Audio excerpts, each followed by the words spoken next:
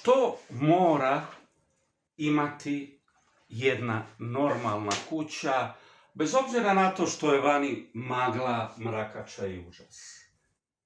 Dakle, mora imati, mi ovo zovemo kutlače, ne znam kako vi to zovete, par komada.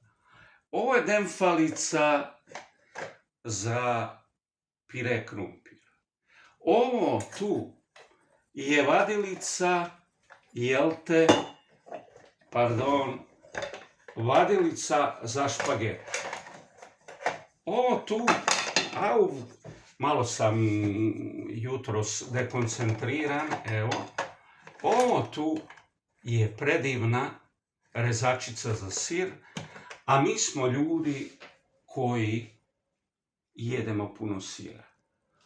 Tu moraju biti apsolutno patkice. One me čine sigurnim i mirnim. Imam ih 3. Jeli, da bih ja mogao funkcionirati normalno, jer bez patkica ne mogu.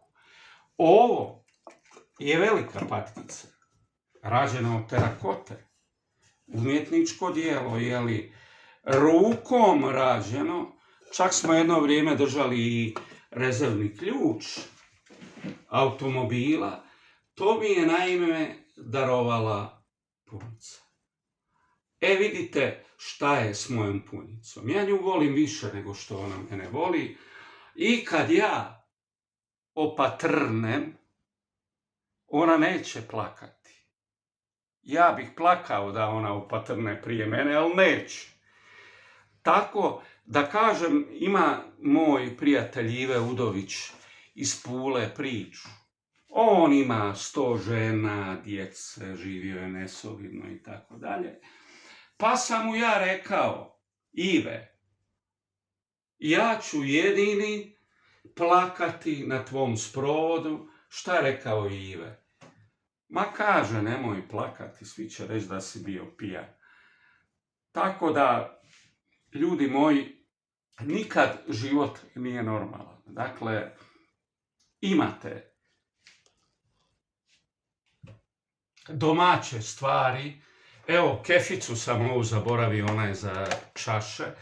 Tu su i neke, nemam ja pojma, stalno mi donose tu nekakve za kavu. Miki moj, jel, to je postalo normalno da se donose šalice za kavu. Tako da kaže, ko zna što će biti, što će nas strefiti, ali putešestvije Gordana Stojića će se nastaviti čak i ako ja ihnem. A stalno prijetim iz dana u dan, ali nikako i ja prijetim praznom puškom.